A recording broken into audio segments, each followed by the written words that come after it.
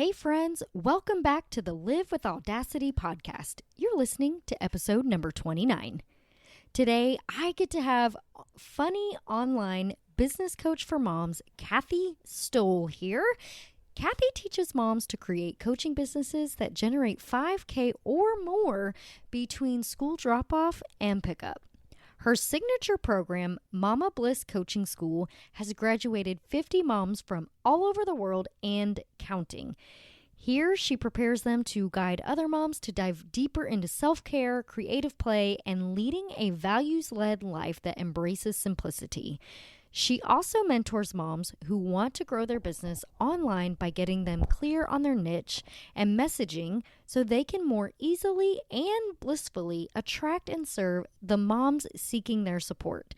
So let's dive in and get all the details from Kathy on how to find the right niche for your coaching business.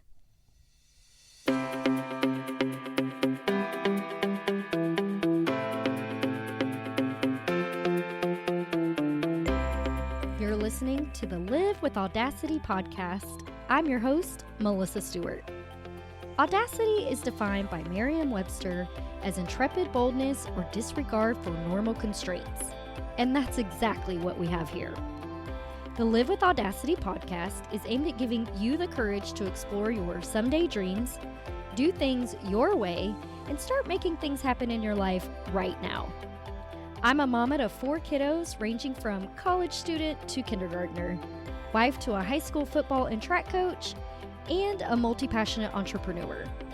Together with my guests, we're going to teach you how to live with audacity and intentionality, discover and utilize your unique skills and talents, and step into who you are meant to be in order to make your someday dreams a reality. Are you ready? Here we go.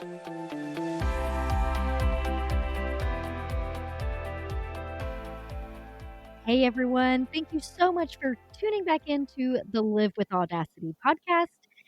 Today I have Kathy Stowell on, and she is the mind and the amazingness behind Bliss Beyond Nap Time. Kathy, welcome to the show. Hi, Melissa. Thanks for having me on. So tell us a little bit about Bliss Beyond Nap Time because I totally love that name. And I think it's really great. It's so cute. Tell us, I know you've been doing this for a long time. Tell us a little bit about how you got into life and business coaching for women entrepreneurs. Absolutely. So yes, that name Bliss Beyond Nap Time has been with me for almost, like 12 years, I think now, and has definitely grown with my branding, my offerings, and my own trajectory as a business coach for moms who coach. And it all began when we moved from the city. My husband and I met in our hometown of Calgary, Alberta. And on our first date, maybe it was the second date, but he asked me the question. It was all actually one massive, long first date, to be honest. But on the second evening, he's like, "What are your dreams for the future?" And I was just so comfortable with him. I just gushed. I've always wanted to live out in the country. I was a city girl growing up, but it was apparent I was a country girl at heart.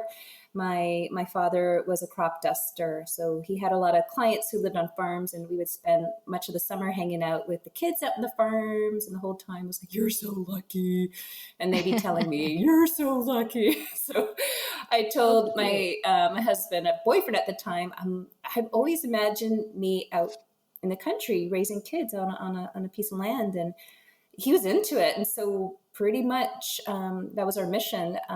We found a plot of land and we moved out there when, obviously we eventually got married. We had our daughter, and when my daughter, who's 15 now, was just a baby, we moved out to the land. So it was 8 hours away from our hometown and from any major center.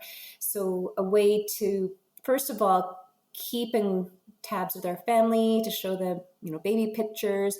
But also at the same time, I was reintroduced to my hyper creative side. I really was excited about the healing properties of creative play. Knowing that I wanted to become a mother, I got lots of body work done, and from a couple of different body workers, healing modalities, I was introduced to just the importance of creative expression. And so that just opened up a huge can of craftiness. And I was like hyper crafty. So part of my creativity was starting a blog to document my creative projects, and also partially because a lot of the communities I want to participate in in those days, like sew alongs and knit alongs and all the alongs, required that you had a blog. So I started a blog, and I realized this was probably my favorite crafty endeavor of them all. And then it was also a way to document. We did start a little hobby farm, and then it just turned into a place to record what was most alive in me in those days. What I deemed, this has been the highlight of my day. So it included a mishmash of our babies. 4 years after ED, we had our son Kale, and just our attempts at permaculture and hobby farming, and then homeschooling. And I just decided then I gotta make an income from this because I'm spending my whole day in this endeavor. And so I meditated on the question, what is it that my followers are asking me most of the time?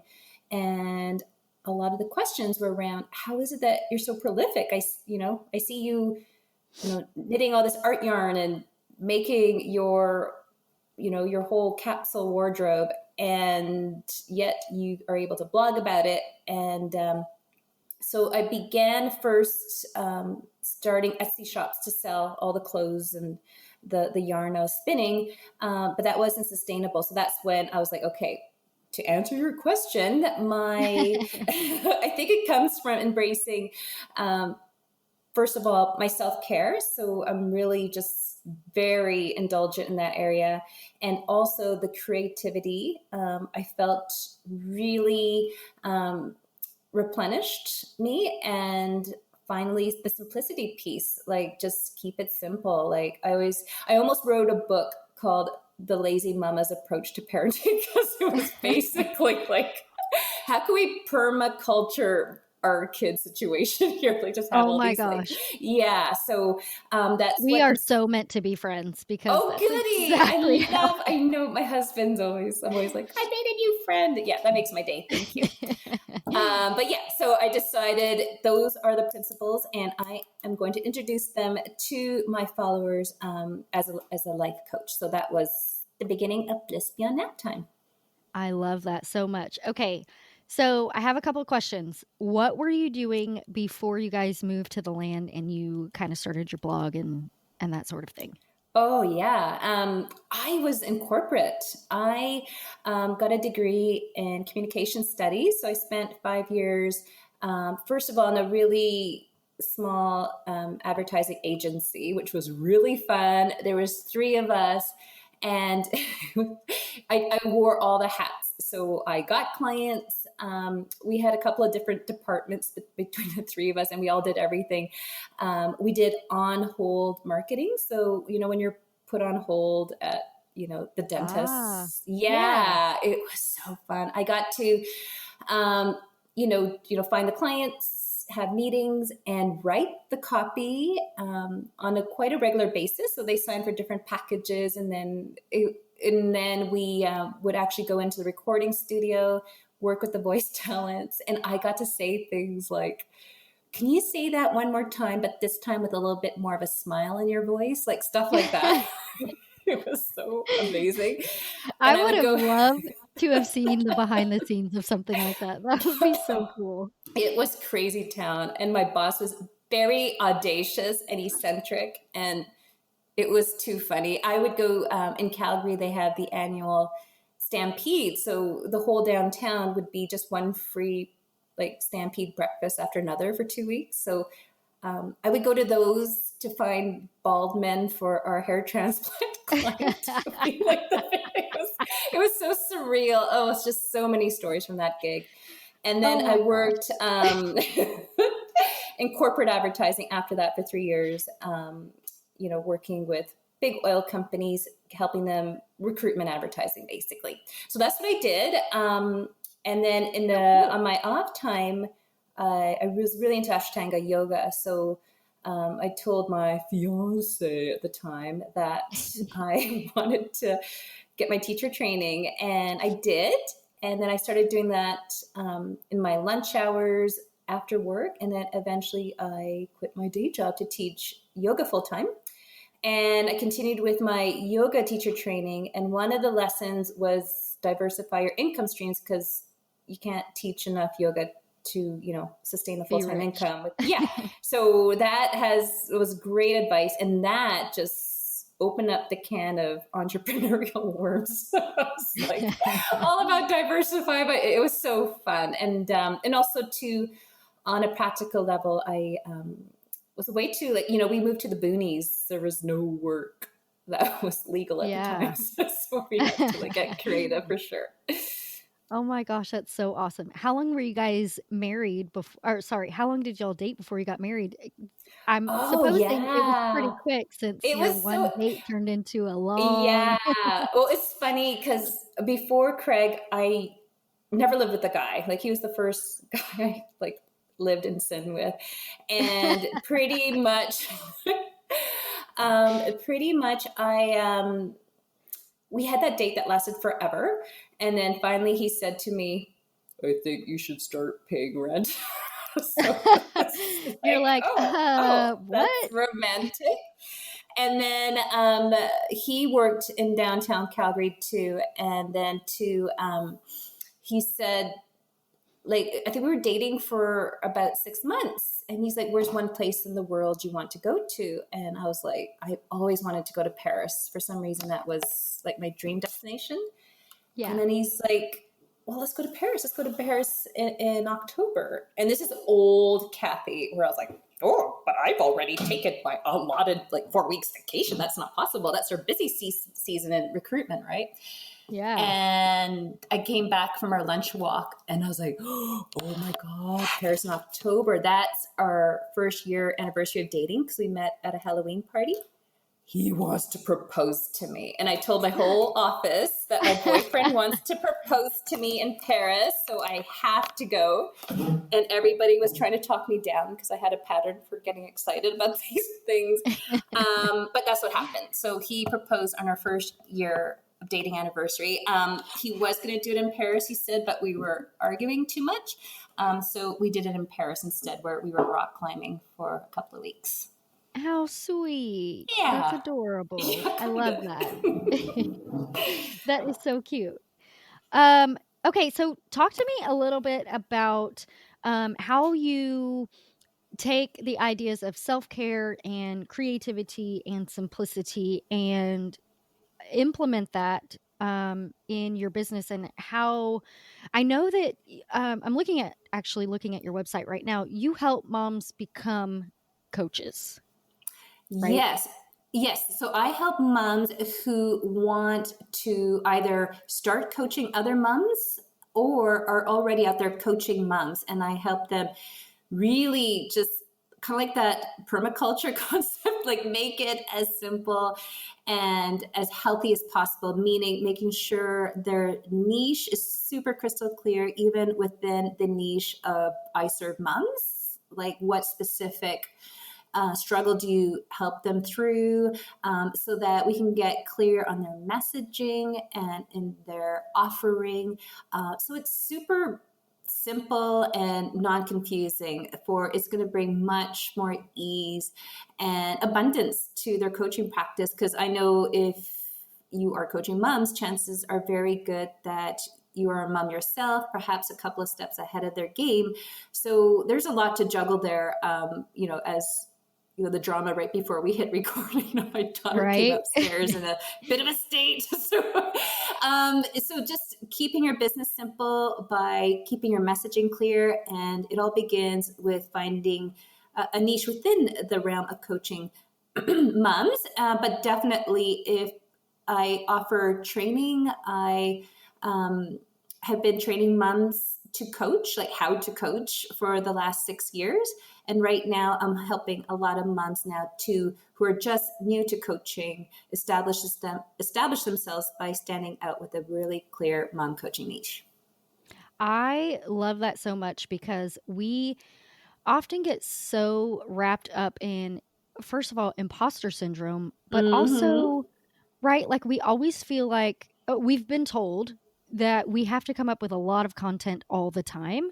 Mm-hmm. And so I think when people are crafting their message, at least this was true for me, getting, feeling like Live with Audacity, and explaining what that means wasn't enough. Like, okay, now I've told you that you need to live with audacity and understand that you were made perfect the way that you are, and that you don't have to do things the way everybody else does. Doesn't feel like it's enough, right? Mm-hmm. But that message can be transcended to literally every part of your life. Oh So yeah.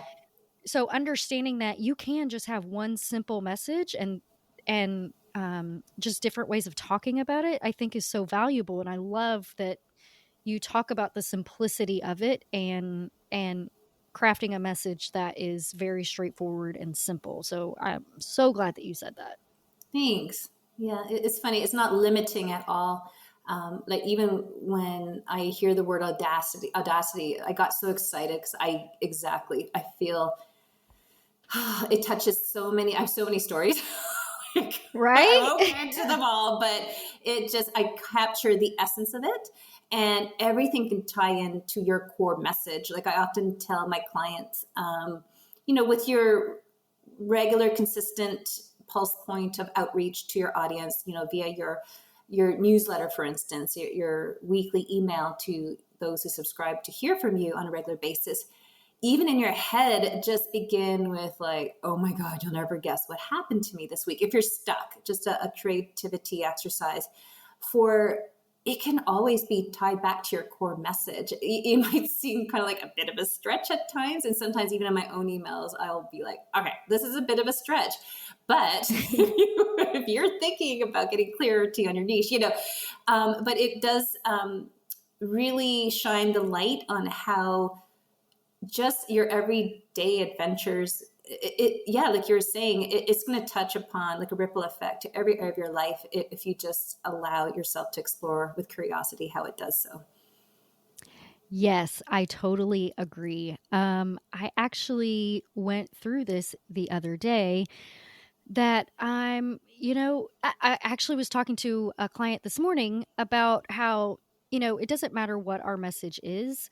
We're not perfect and we do struggle. And, that's why most coaches have coaches because, they need someone else on their other side of us saying, hey, but don't forget you did this and you're awesome because of this, and just really helping you pull out those things that you're struggling with and figuring out why that's kind of silly and Mm-hmm. ridiculous, right? And reminding us of that because even though we're the expert, we're not perfect and we're still going to struggle with those things. So it's so awesome to be able to use that and show our clients that, yeah, man, we can be vulnerable. Just because I'm coaching you on living with audacity or how to have a niche for your coaching business doesn't mean that I haven't also struggled with that, or I don't struggle with that on Mm-hmm.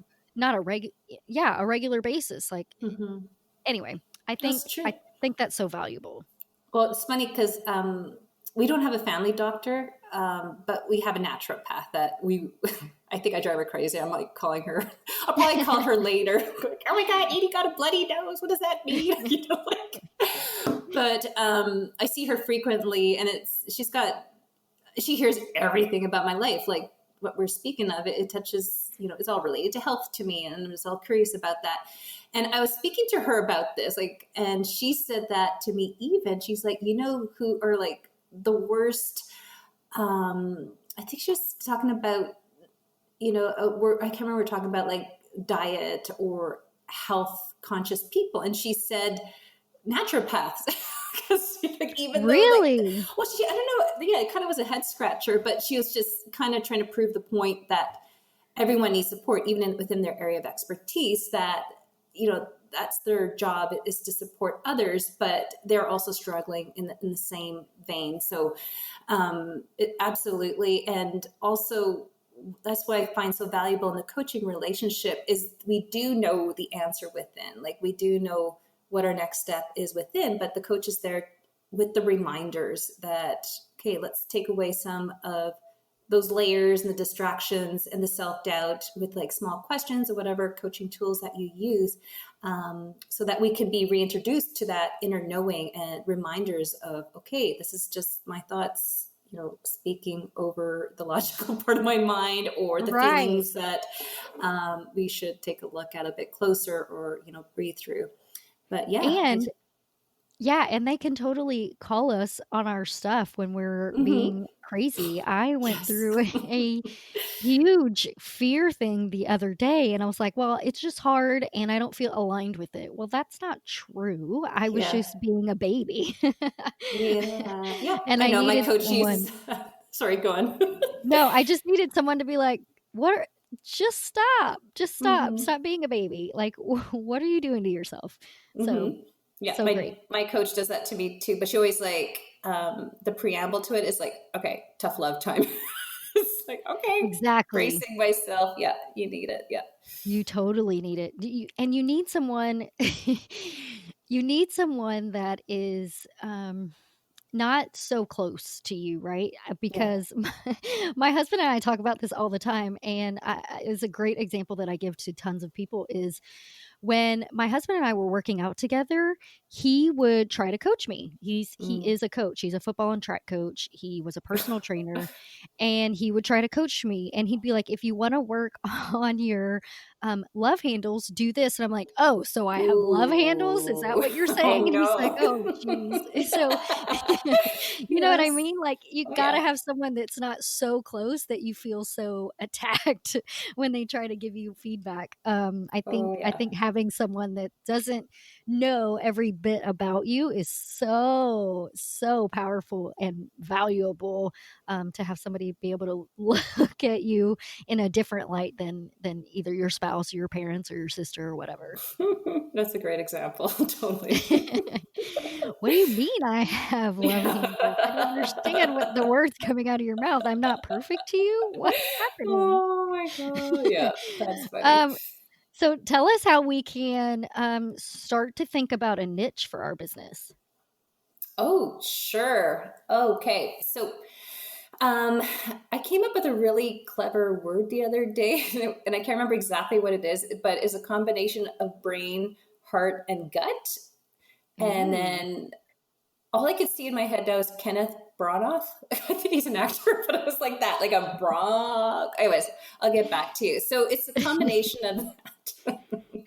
So a good place to begin is to go with your, well, you can begin with your, let's start with the brain. A good exercise is, I always like to break things down, to go over basically, your biography, 7-year chunks. I'm all about the 7-year chunks. My kids go to the Waldorf school, and it's like, it's always the 7 years. So thinking of your first 7 years of your life, your areas of passion, what you're always dreamt you'd grow up to be, your favorite ways to spend, your days. Moving on, 7 to 14, what were your interests as a kid? 14 to 21, your part-time jobs you took. Perhaps what did you take in university? 21 to pre-kids is a nice chunk to look at. What was your career right before having kids, if you have kids, or just skills that you picked up. Like even like all through university, I was a waitress, and I feel like I picked up a lot of entrepreneurial skills, like working one-on-one with people and bringing them, communications and customer happiness. And then finally, like, what are some of the skills or life experiences, or struggles even that you've overcame, just after you had kids to the present moment? So that is a way to take inventory of what you bring to the table. And then going with your heart is thinking, who do I feel really called to serve? Like, what is a change I would like to see in the world that I could make an offering in terms of all these past experiences and trainings, like, that are hinting at. So from there, I like to suggest coming up with between 3 to 5, let's say, contending niches that might fill under the umbrella of, who I work with is moms who want to coach moms. So when I first did this exercise, not the first time, but this one time I did it, must have been 6 years ago. There is I don't know if you know him. His name is Ted Hargrave. His moniker is marketer for hippies. Oh, He cute. came, yeah, so cute. And he came to my little hick town. Like, he's based out of Edmonton, Alberta, but he came to Nelson. I was so excited because it was like, oh my God, someone's finally coming here. So I did his weekend workshop, and it was all about niching. And so I looked at the notes from 6 years ago, and I wrote at the top, coaching moms.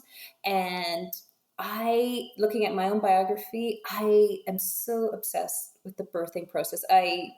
We had 2 beautiful home births. It's something in my past life, I wish I want to be a midwife or something. So I wrote doulas because I love doulas. I was homeschooling my daughter at the time, and I wrote homeschooling moms.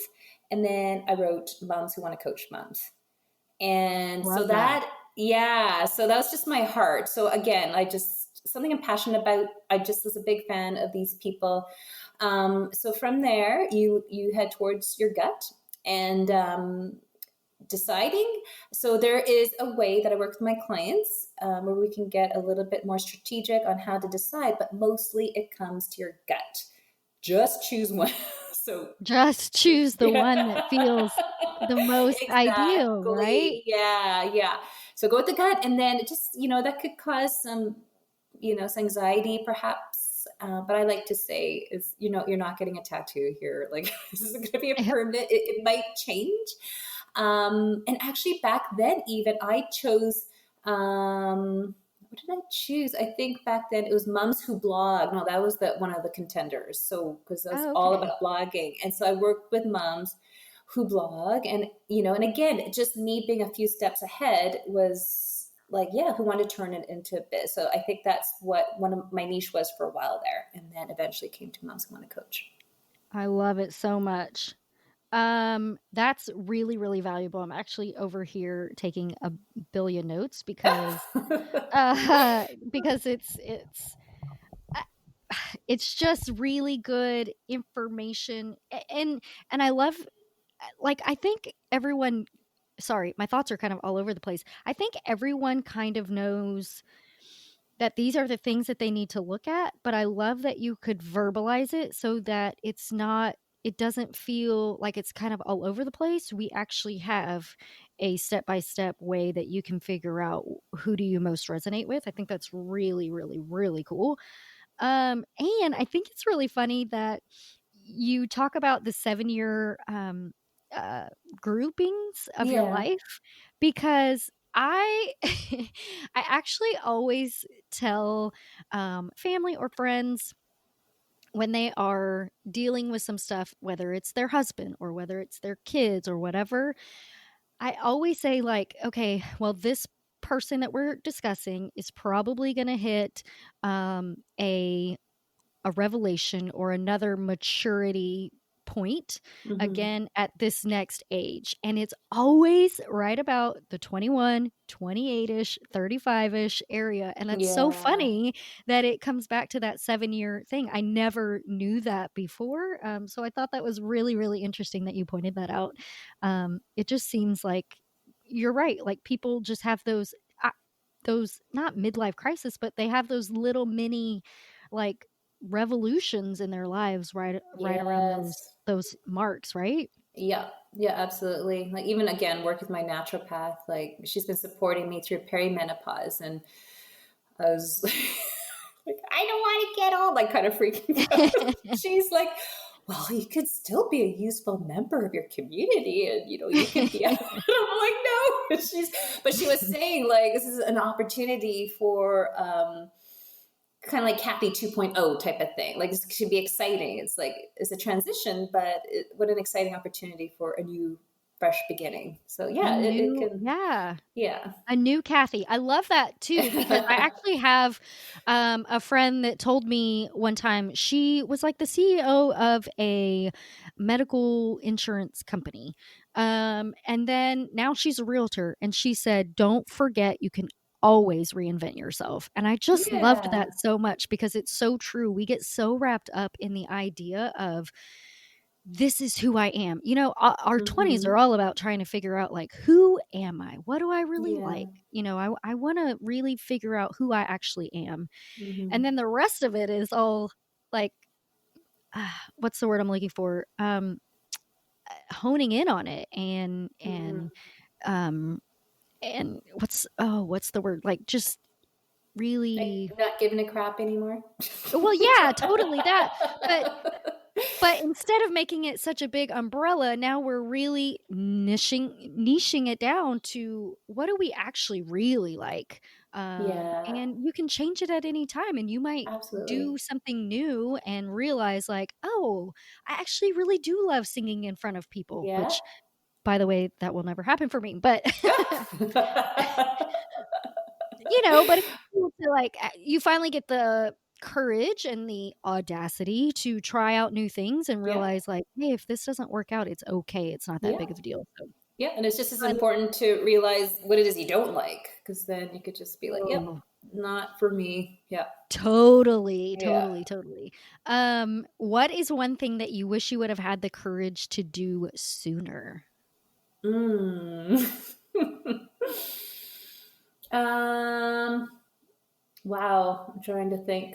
Trying to think. Oh man, there's so many directions I can go on this one. Actually, courage. Well, it's so great. Again, like I feel like I'm coming out of my hermitude. I'm just coming out, and what I am doing that's almost like a big symbolic gesture that I'm entering this new phase is I'm taking my daughter to Peru next month.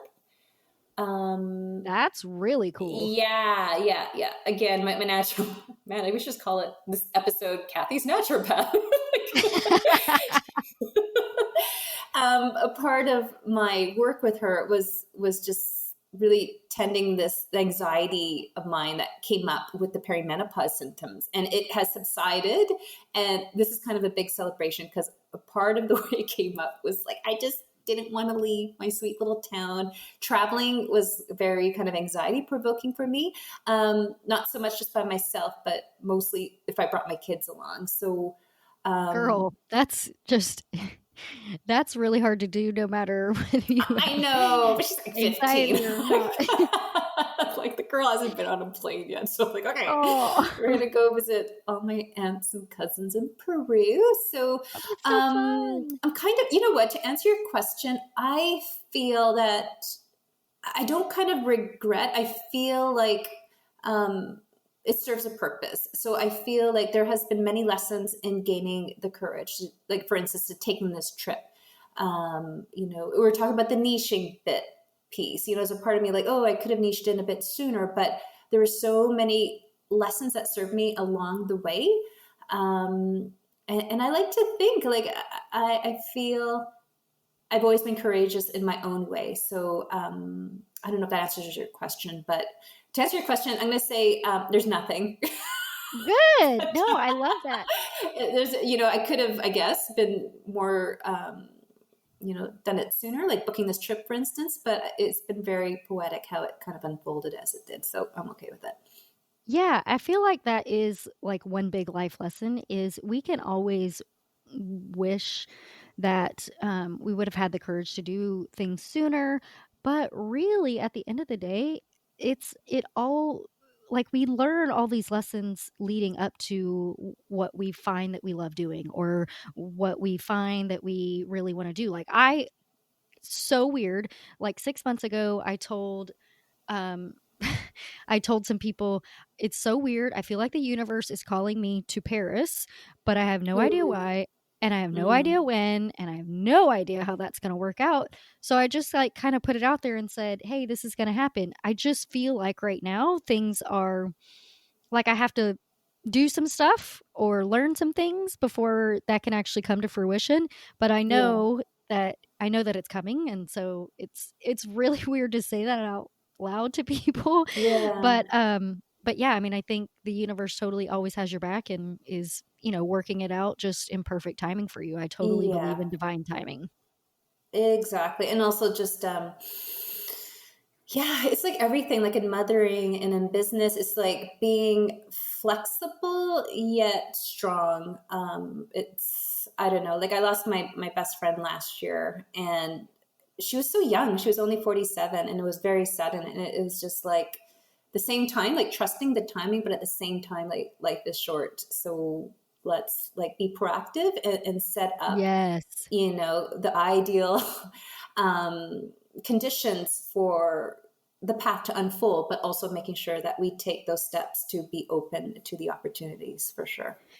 Yes, I totally, totally love that you pointed that out because we do, especially when we first start learning about manifestation and things like that, we do tend to say, okay, universe, this is what I want. Okay, I'll Yeah, just sit here and wait for you. And it's like, no, it doesn't work that way. yeah, So I love that you brought up having to take that inspired action and, really kind of take the bull by the horns and start making a plan and start taking those actions, but then just trusting and knowing that those actions are going to lead to exactly what is supposed to happen for you. yeah. So Good way to valuable. put it. Yeah, for sure. Cool. All right. So, tell us a little bit about something that you feel like you failed at and what you learned from it. Ooh, oh man. Oh man. What I failed at and what I can learn from it. There's so These are many. hard. I know so many. Which one to choose?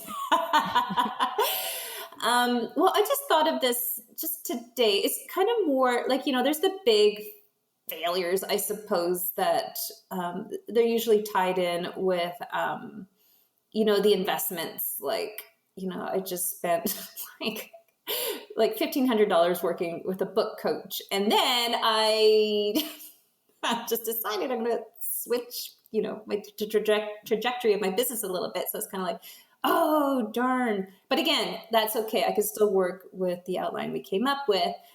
But what's more alive for me at the moment with that question is just the teeny tiny failures that make up the day. And I experienced one this morning. And I was thinking about it it was yesterday that as it was happening, like my husband is out of town right now, so the mornings are kind of a little bit of a blur because he's in charge of driving my son to school, and I'm just my dog has a cone on his head right now. He just a very complicated neutering situation, so I won't get into it. But anyways, it's like, and my daughter is downstairs sick, and everyone's bleeding or crying or something. So it's like So I was short with my son, who is the epitome of an angel. My son is like the sweetest, most happy-go-lucky kid. Like he's 11. He was born smiling. My mom was a little freaked out. She's Aw. just like, I have 20 grandchildren, and this one is the happiest baby I ever seen. Yeah, he's still like that. He's so cute. And I was Oh short my with him gosh. yesterday. I know, and I felt that was a fail. And I remember I've written a few times about mother's guilt. And it was just, even when it was happening, and I was like, come on, you're still not on your Japanese, And Yeah. it was just that what I learned from it and what I've written about it. And as I was yelling, I was oh my God, oh my God. Like, no, Did you we have could do better. Did you Pardon have one me? of those out of body experiences where you Yeah. can see yourself being crazy, but you just Oh can't reel it back yeah. in? That's what it's like. Exactly. As it was coming out, I could see like Angel Kathy just trying to like grab the words and like stuff them back in my mouth. Like just, Oh, oh, I felt so bad. So what I've learned from that, from luckily they don't happen very often. It was just like the perfect storm. yeah.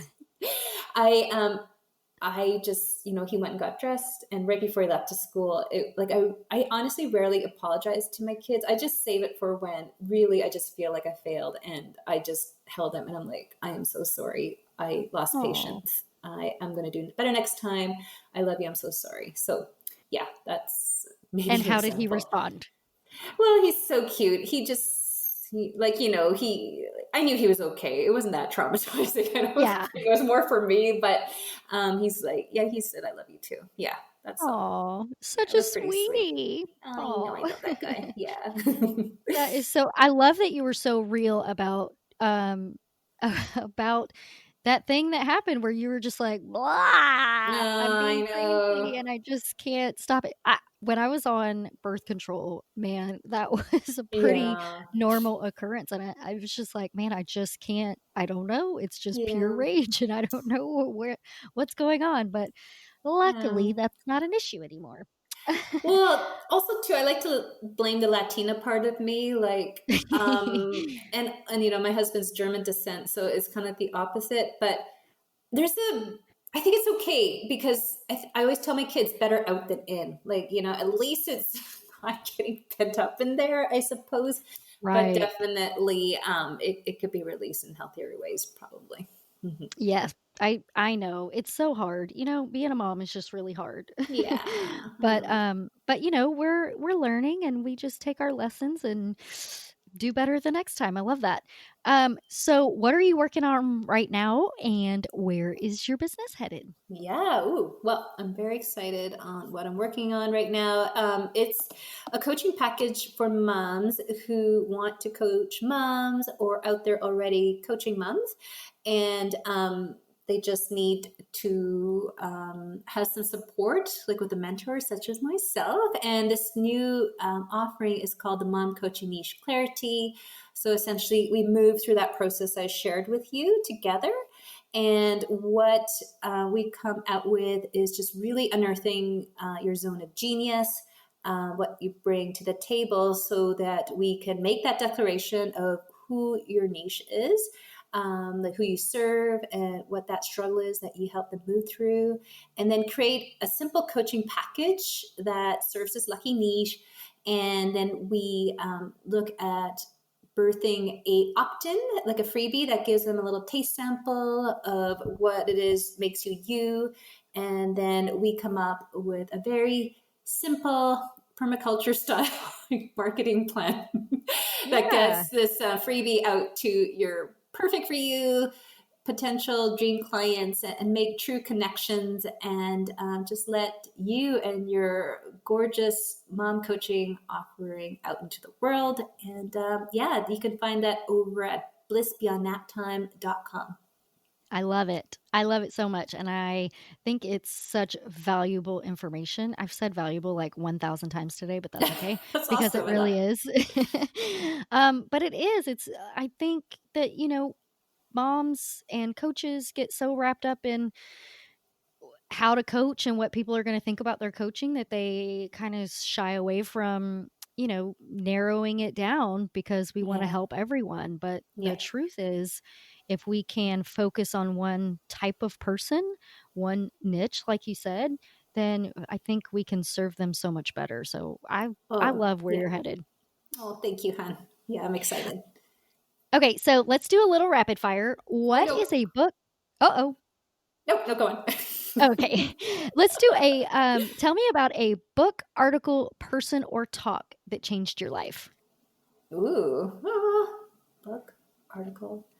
Um, okay, the book. I'm sure you've received this answer a bunch of times. The Big Leap by Gay Hendricks. Have you heard of that? I don't think I've ever heard that one. Oh, nice. Yeah, that one is awesome. It's awesome. It's all about upper limit beliefs. And it helped not only my business and my health, but also my marriage.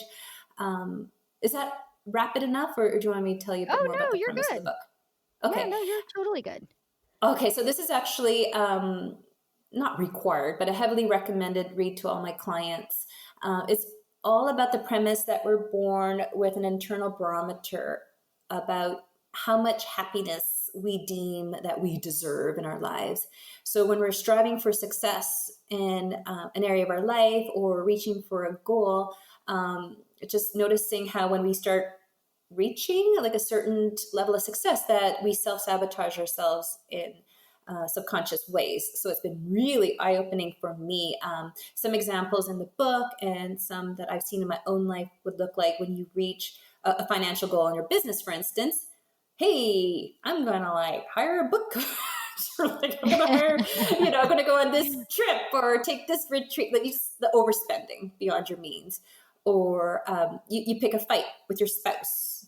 Or this one's been interesting for me. You get sick just when you're just like in the middle of a launch. You get sick, so that of course that could be contribute to, your self care, sliding. But I started getting sick a couple of weeks ago, and I was in the middle of something that like setting up the stage for a 5-day challenge in my Facebook group, and I asked myself, I'm like, am I really getting sick, or is this a self sabotage? And Isn't that so crazy that our yeah, minds are capable of that? yeah. So just having that awareness, and I nipped it in the bud. Of course, I took some extra vitamin C and went to bed early that night, but then I was totally fine the next day. But it And was good called the to kind of, naturopath. oh yeah, immediately. She's on speed dial here. Help. Yeah. So that book is awesome. Yeah. That's so great. I love Yeah. that so much, and it's going in my cart. Awesome. Yeah. I I read have it so like much many times. I have so Mm-hmm. much self-esteem right now, but, definitely that sounds, like totally what I was dealing with, the other day, so, it needs to be moved to the top of the list for sure. What is your favorite Friday night at home? Ooh, this is a really fun answer to that one. I'm so scared my dogs are going to bark. They have that look on their face. I got two of them, two wiener dogs. Anyways, so here in my town, there is a dance community, and they meet every 2 weeks, and it's called Just Dance. And you show up from 8 till 10, and there's rules. There's no talking, and you just dance. And you can't ogle either. Oh. Yeah, and yeah, I've been told to shut up a few times. Anyways, so what we do on Friday, every second Friday, we have tacos, and I meet girlfriends for a margarita because it's right next door to Just Dance. I love that. My husband is obsessed with Just Dance. He's actually one of the DJs for it. He never misses Just Dance. I don't think he's ever missed a Just Dance in like 4 years. And then he goes to Just Dance at 8 o'clock till 10 o'clock, and I go from 8:30 to 9:30 because I take it as a little aerobics class. Mhm. I Yeah. hop around, and then I come home a half an hour earlier than my husband, and I watch, have a cup of tea, maybe a bag of chips, and then he joins me when he comes home, and then we hang out together, and I go to bed early because I'm an early to bed goer, and he stays up because he's a night owl. So is Just Dance, it's like any type of dance, or there's a certain kind of dance that Any like kind of they typically do? dance, any kind of dance. So you just you're not allowed to look at others, but sometimes I peek, I look, and people are just, you just literally dance like no one's watching. And the playlist is made up of electronic music, but also folk music, sometimes, like a classical music. Then you look and everyone's pretending they're ballerinas for a song.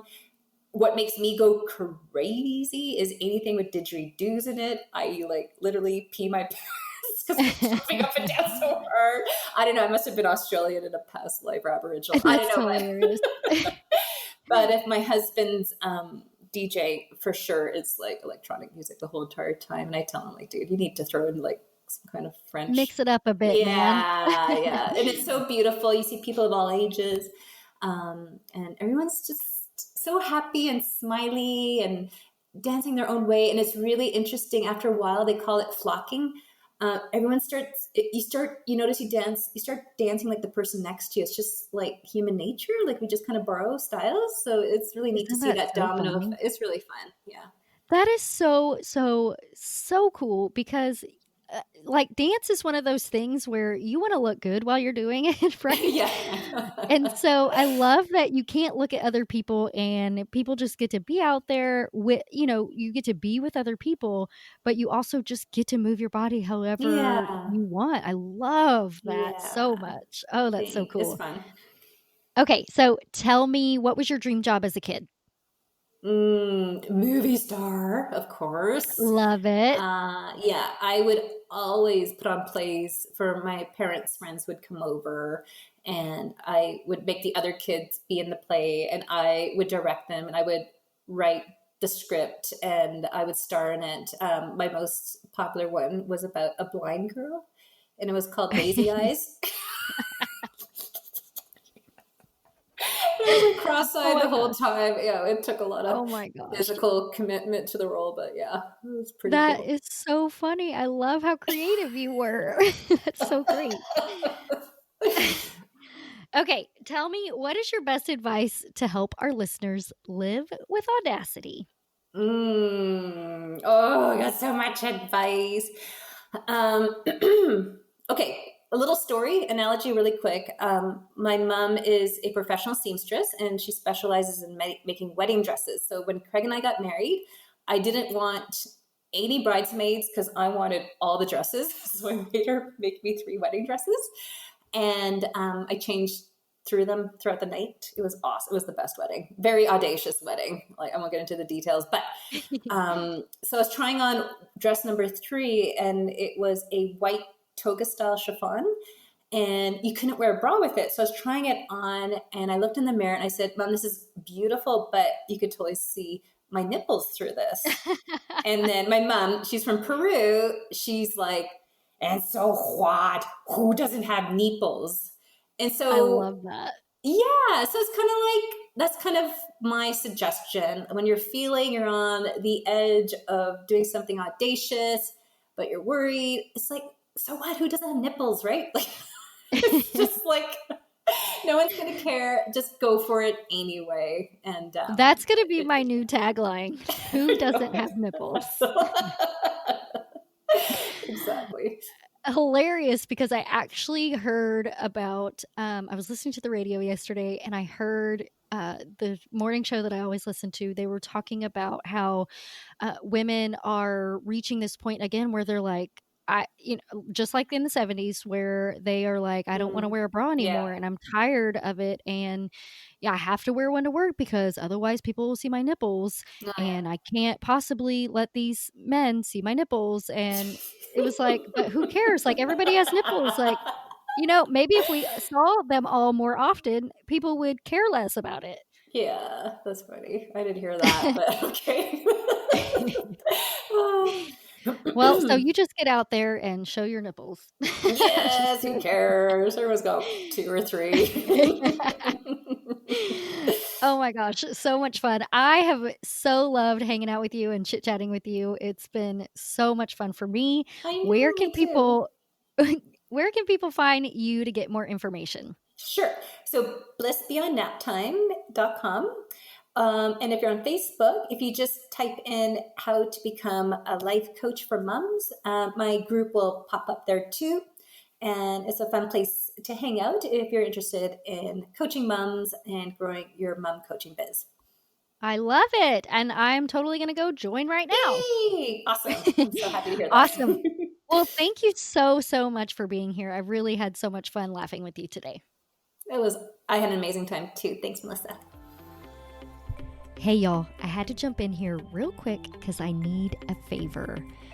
If you are loving the Live with Audacity podcast, I need you to do me a big, solid favor and share it with your friends, share it on social media, and go to the Apple iTunes link and click subscribe, rate it, review it. I need to know your feedback, and I want to keep putting this out for you, so I really need your help to get the message out. Thank you so, so much for your loyalty and your super kind and sweet words. They mean so terribly much to me.